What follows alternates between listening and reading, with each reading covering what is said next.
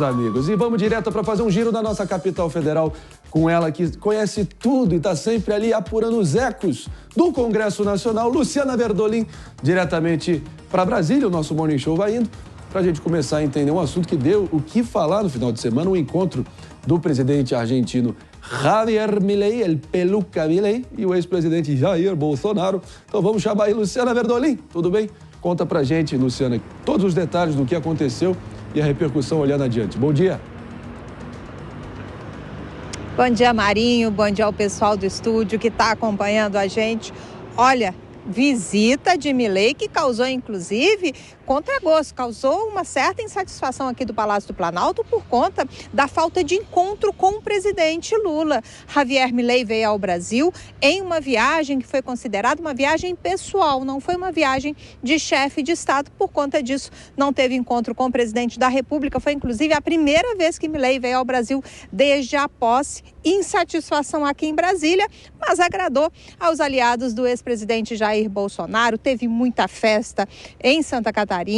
O ex-presidente Jair Bolsonaro teve vários encontros com Milei. Eles, inclusive, assistiram o jogo da seleção brasileira juntos e, durante os discursos, ficou muito claro o tom. Milei fez questão de alfinetar os governos socialistas. Segundo ele, houve retrocessos em vários países do mundo. Reclamou da falta de liberdade de expressão nesses países governados pela esquerda e fez questão de lembrar, inclusive, que na avaliação dele, o ex-presidente Jair Bolsonaro estaria sofrendo perseguição judicial aqui no Brasil. Fato grave, defendeu a necessidade de se ampliar a liberdade de expressão, de se garantir os direitos constitucionais. Milei alfinetou que vem num embate com o presidente Lula, fez muitas sinalizações de apoio a Jair Bolsonaro, que também esteve presente no encontro, também fez um discurso e lembrou da importância de se avançar. Diz que a direita sai mais forte desse evento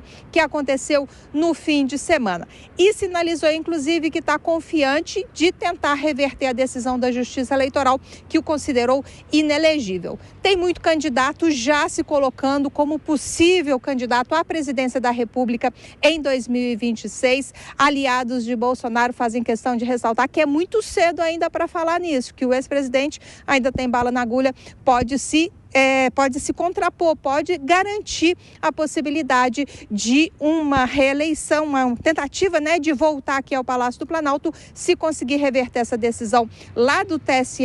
Por quê? Porque teve mudança na composição do Tribunal Superior Eleitoral e tem apoio também de boa parte do Congresso Nacional, que foi eleito de forma conservadora nas últimas eleições. Então, esperar para ver a avaliação que se faz entre o pessoal ligado ao ex-presidente Jair Bolsonaro é que o evento no fim de semana foi um sucesso. Milei, inclusive, não teve encontro com Lula, nem vai participar da reunião do Mercosul que acontece hoje lá no Paraguai.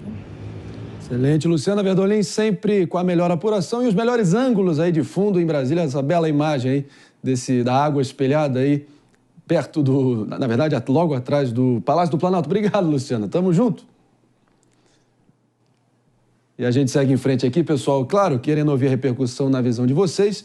Para muitos, Balneário Camboriú seria a Disneylândia da direita e teve esse encontro que o finado governador do Rio de Janeiro e do Rio Grande do Sul, Leonel Brizola, ele falava que o nome de eventos assim seria eventos que representam a pagelança, que o pajé Bolsonaro chegou lá e energizou o seu séquito de seguidores. Paulo, o que você achou aí desse movimento, no que poderia ser chamado quase que um Oscars da direita? Bom, deu para perceber que o governo federal sentiu o golpe, Sentiu. né? Porque ele está ressentido, senão ele ficava quieto, né? O desprezo realmente machuca. E o Bolsonaro é aquilo que eu venho falando há muito tempo, ele tem uma força monstruosa, ele é um fenômeno, onde ele vai, ele arrasta a gente. Tanto é que veio até o presidente da Argentina, que não deu bola nenhuma para o nosso governo federal, ainda foi, poderíamos dizer, ofensivo, chamando de corrupto, chamando de outros nomes, né? Eu acho que não caberia a um chefe de Estado, independente do viés político e ideológico, chegar a esse nível, porque, afinal de contas, os dois países têm interesses comerciais um no outro. Sem dúvida alguma. Ô Paulo, já que você está me elogiando aí, eu presenteei o Milei com a minha medalha dos 3 Is. Imbrochável, imorrível e incomível. Eu quero deixar bem claro aqui que essa medalha é só banhada a ouro, mas de bijuteria. Até porque esse lance de joia tá me dando muita dor de cabeça, Palumbo. Muita dor de cabeça, tá ok? Ô Pepe, eu gosto tanto do Milei que disse pra ele que foi a minha primeira vez na vida que comemorei a vitória de um argentino, tá certo? Tá contigo aí o Karl Marx da Toscana. Tá contigo aí. Karl Marx da Toscana. Em troca, eu só pedi uma pulseirinha VIP na Embaixada da Argentina no Brasil. Vai que eu queira passar algum dia lá. Vai que eu queira passar algum dia lá. Ô, Pepe, me ajuda aí. Ô, Marinho, eu vi com bons olhos... Não, eu vi com bons olhos essa reunião da direita no primeiro momento, né? Até porque eu, como bom democrata, é estressante os grupos se unirem, porque a direita forte significa o centro forte, significa a esquerda forte. Mas no segundo momento eu fiquei preocupado, porque eu vi que o discurso, infelizmente, da direita é um discurso completamente infantil. É um discurso que não propõe absolutamente nenhum projeto para o Brasil. Pelo contrário, quando você pega o discurso do Milei, todo ele foi baseado no tal de socialismo, no tal de comunismo, vamos unir força para lutar contra o comunismo no Brasil. Isso é um discurso completamente década de 80, não é?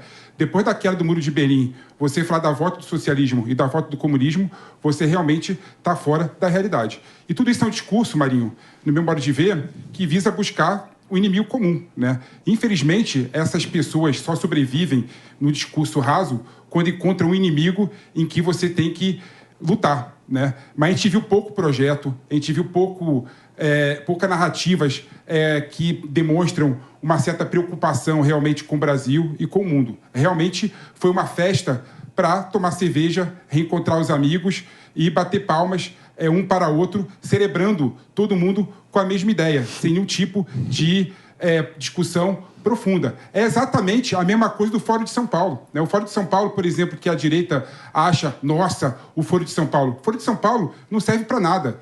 É parte da esquerda com ideias atrasadas, parte da esquerda com ideias ultrapassadas, que se reúne ano após ano para também tomar cerveja e discutir sobre a vida, né? Mas efeitos práticos, nenhum. E eu achava que a direita, nesse aspecto, fosse melhor que a esquerda. O que eu vi, infelizmente, é que a direita e a esquerda estão muito mal representadas no Brasil. Meus amigos, palavras fortes do nosso PP, mas quero ver, claro, Jess Peixoto também para rebater. E aí eu quero entender o seguinte... Vamos lá, Jess. Não, o buffet tá servido, Jess. Deixa eu te falar, eu fico impressionada. Ele começa, eu sou um democrata. Depois ele se coloca como bastião da democracia. No primeiro momento. Ninguém sabe nada. Se você tem aí a sua pauta conservadora, a sua pauta até da esquerda, como ele falou, e quer ir atrás disso, não, o PP fala o seguinte, só ele sabe o que não é infantil, só ele sabe o que é o caminho da democracia. Bom seria se o encontro fosse o PP falando e todos nós escutando. Eu acho que isso é a única coisa que ele considera que seria realmente elegante, democrático, intelectual. Só que a grande questão foi um belíssimo encontro no que tange aos conservadores. No tocante? As pautas, foi. E aí teve muita força política. Um presidente da Argentina, o Milei estava lá, Bolsonaro, vários parlamentares falando sobre pautas conservadoras. Isso é um encontro não só sobre a direita, mas a direita conservadora. E sem dúvidas isso tem um rebuliço. Tanto que a gente viu lá muita gente que pagou, que foi até lá para escutar, para, de fato, congregar os valores que acredita ser melhor para a democracia. E sem o juízo de valor do PP, se é inteligente, se não é inteligente, se é infantil, se não é infantil, a gente deve celebrar esses eventos porque eles demonstram a força da união democrática. São pessoas que estão lá conversando, que estão lutando pelo que acreditam. E falaram bastante sobre pautas que talvez o PP ache infantil, como perseguição política, que foi um tópico que o Milei até abordou no discurso. Lutar contra o comunismo e socialismo. Contra a esquerda, o fantasma do socialismo vai te pegar, Jess. Contra a esquerda. O fantasma do comunismo vai te pegar, Jess. Deus me livre. Não, mas não foi só isso. Você tá fazendo um estereótipo aqui. Você ignora que eles falaram de perseguição no judiciário. Você ignora que eles falaram sobre as pautas conservadoras, sobre questões ideológicas. Mas isso é igualzinho à esquerda falando do fascismo. Mas aí o PP não acha demais. Eu falei exatamente isso. Você não viu minha argumentação. Eu critiquei a esquerda também. Mas por isso, por falar de fascismo... Também, claro. Não tem nada a propor. Você acha que a esquerda agora... esse movimento. Vamos ficar no lugar de vocês aí. Eu quero trazer o Mano Ferreira aí, nosso pernambucano do coração. Cuidado. Cabra da peste. Cabra da peste. Olha, Mano, a única vez que eu estranhei alguma coisa no Milei foi quando Eu fui conhecer ele lá na Argentina. Ele olhou pra mim e disse, rola, que tal? E eu disse, pô, tu tá me estranhando, cara. Tu acha que eu sou teu cara de marica? Depois eu aprendi que isso aí não era coisa de marica, que tava falando, oi, tudo bem? E a gente virou grandes amigos. Grandes amigos. E aí, Mano Ferreira, rola, que tal?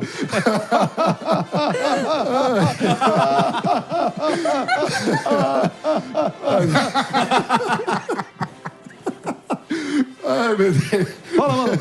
Mas voltando a falar do evento, eu acho que, assim, primeiro, esses eventos têm o papel de manter o grupo político vivo. Então, é importante que haja eventos políticos de congregação de pessoas que comungam de valores e de uma visão de mundo. Mas eu também concordo que, no fim das contas, quando a gente espreme o que, do ponto de vista de propostas, não sai nada, sai só reprodução de narrativa. Infelizmente, isso é um fenômeno generalizado no Brasil. A gente tem visto a nossa política ser reduzida a um confronto entre duas tribos, entre nós contra eles, aqueles que se sentem iluminados e representantes do povo no poder e aqueles que são os inimigos do povo, seja lá comunistas ou fascistas. Esse tipo de expediente, de narrativa política, empobrece a democracia, empobrece a solução de problemas. Infelizmente, também não é algo exclusivo do Brasil. A própria presença do Milei mostra aí como nós estamos vivendo num tempo de avacalhação institucional por parte de chefes de Estado, que deveriam se comportar como representantes do seu Estado e ter relações diplomáticas com os outros representantes chefes de Estado e, no entanto, declaram voto, declaram preferência sobre eleição de outro país, como fez recentemente o presidente Lula em relação à eleição de Joe Biden nos Estados Unidos, como faz Milei ao vir para o país e, no lugar de se comportar como chefe do Estado argentino, se encontrando com o Estado brasileiro, faz palanque político. Isso é lamentável e é um sinal da decadência da qualidade dos representantes que deveriam primar pela construção institucional e, no entanto, ficam muito mais em briga de torcida e construção tribal. Meus amigos, olha, a gente até ouviu, Jéssica Peixoto, a tentativa de certos setores desmerecerem ou tentarem debochar do encontro, é mais ou menos na linha do PP, legítimo aqui, até para a gente debater, usando os mesmos termos contra a direita que a direita acusa a esquerda, ou seja, que isso seria o Foro de São Paulo da direita identitária ainda por cima. Algo a dizer sobre esse jogo semântico de rótulos, um tentando jogar a batata quente no colo do outro? Essa rotulação desenfreada? Eu acho que é patético. Eu acho que é patético a gente querer não permitir a um grupo político ter a sua representação ou ser jocoso em relação a essa representação. Eu sempre falo sobre isso. A direita, ela é identitária, ela também tem seus valores, muitas vezes ligado a pautas como religião, a pautas dos costumes, principalmente, tal como existe também uma esquerda identitária também. E eu acho que a gente precisa, dentro do escopo democrático, vencer nas urnas, eu acho que a gente precisa valorizar no voto, eu acho que a gente precisa respeitar as pessoas de terem a sua identidade. E eu absolutamente odeio quando a esquerda chama isso de fascismo. Tudo é fascismo. Tudo você vira quase uma palavra, um neonazi, por ter um posicionamento político que defende muitas vezes a sua fé, a sua crença, seus valores e todas essas coisas. Então, sinceramente, eu acho isso uma postura lamentável. E acusar de ser o Foro de São Paulo, o Foro de São Paulo da direita ou qualquer coisa desse tipo, acho boba. O Foro de São Paulo é um encontro como esse mesmo, onde a esquerda se reúne para discutir suas pautas, na prática, com muita pouca produtividade no sentido de construção de propostas, muito mais pagelança de um babando o outro, né? De um aplaudindo o outro, independentemente do que a pessoa fale, porque é muito mais uma situação tribal. Então, assim como há todo o direito democrático de que esses eventos ocorram, e é importante para a democracia que eles ocorram, também é importante para a democracia que a sociedade livre possa criticar a qualidade dos eventos. Isso é parte legítima do debate democrático. Se a gente não puder criticar a pouca qualidade do debate político, o que vai sobrar da democracia? E aí a pouca qualidade tá na cara nossa, né? Eu critico tanto essa esquerda identitária, que o problema da esquerda no Brasil e no mundo é o identitarismo, não é? Então eu critico o Foro de São Paulo, que tem ideias completamente atrasadas do que é a esquerda no mundo, como eu critico esse evento. E eu critico esse evento não porque é o momento das forças direitas se reunirem. Eu critico porque realmente eu vejo que nem a direita e nem a esquerda têm ideias e têm projetos para o Brasil. Isso me deixa extremamente incomodado. Quando eu vejo o discurso do Milei sendo celebrado, quando ele coloca que tem que se unir contra o comunismo e o socialismo, eu penso, nossa, será que o único projeto realmente da direita no Brasil é unir contra o comunismo e o socialismo? Como se o Brasil fosse virar um país comunista e socialista. Essa discussão é tão década de 80, tão década de 70, que eu fico impressionado que, além da esquerda estar atrasada, a gente vê, infelizmente, a direita atrasada também. E eu achava que a direita fosse pautar o engrandecimento da esquerda. Quando eu luto e brigo por uma direita forte, é porque, na minha opinião, mano, se a direita reforçar e ter projetos de país consistente, a esquerda vai ter que também procurar projetos melhores para apresentar para a população. E o que a gente vê, infelizmente, não tem nada a ver com isso. E eu só quero ouvir o Palumbo dando números finais a esse bloco. Até agora você não respondeu a pergunta da Jess quando ela falou sobre a perseguição policial e judicial que o Bolsonaro vem sofrendo. Não é narrativa. Não é narrativa. A esquerda repetia isso no tempo da Lava Jato. As pessoas precisam responder pelos seus crimes. O que acontece com o Chico não bate em Francisco, não. É que a gente tenha visto um revisionismo histórico. Vamos em frente, então? Por que não? Mas o julgamento está em aberto. Claro que vocês aí que vão tomar suas próprias conclusões. Fato é que a direita aparenta estar muito amiga em solo latino-americano.